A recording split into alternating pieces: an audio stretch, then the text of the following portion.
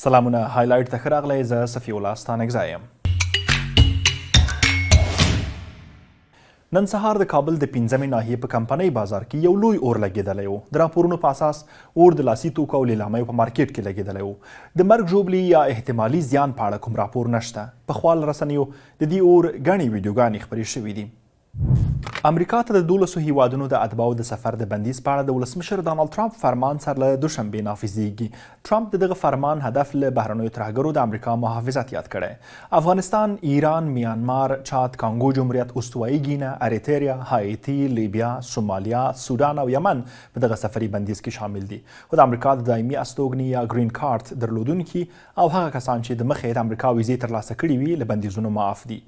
هغه افغانان چې د متحدو ایالتونو یا د امریکا په تمویل شو پروژو کې کار کړی له دغو وروستیو تحولاتو اندېښمن دي. دوی وایي د سفر دغه بندیز ممکن دوی بیرته خپل هیواد ته د تلو لپاره اړ کړي، هلته چې ممکن د دوی په خبره طالبان ترې غچ واخلي. د امریکا ولسمشر ډونالډ ټرمپ په کالیفورنیا ایالت کې د کډوالۍ د قوانینو ضد پراخو مظاهرو د کنټرول لپاره د ملي ګارد 2000 سرتیري واستول. د کالیفورنیا په لاس انجلس ښار کې دویمه پرلپسې ورځ هم خلکو مظاهره وکړه. دغه مظاهرې د جمعې په ورځ وروسته له هغه پیل شوې چې د امریکا د کډوالۍ او ګمرک ادارې کارکوونکو 44 تنه د کډوالۍ د نړیوالو قوانینو د سرغړونې په تور په یو لړ عملیاتو کې ونیول. په امریکا کې د کډوالو نیول داسې مهال پیل شوي چې د ډانلډ ټرمپ اداره غواړي د خپلو ټاکنیزو کمپاینو هغه ژمنه پر ځای کړي چې د کډوالو د ډلهییز اخراج په اړه یې کړې وه. د جرمني پولیسو یوه ښځه وروسته له هغه په مونیخ ښار کې په ډزو وویشتله چې په 2 نورو کسانو یې د چاقو حمله کوله. بریدګره یوه 30 کلنه ښځه وه چې وروسته یې په روغتون کې ساه ورکړه. دې ښځې په تریزنویزه سیمه کې پر یو سړي او یوې ښځې د چاقو حمله وکړه. د بایرن ایالت د پولیسو ویاند وویل چې د بریدګرې ښځې لخوا دا سړی او ښځه سطحي ژوبل شوي. د برید انګیزه لا نه ده روښانه. او د فوټبال مینوالو ته دا چې هسپانیه او پرتګال نن شپه د اروپايي ملتونو پایلوبه کوي.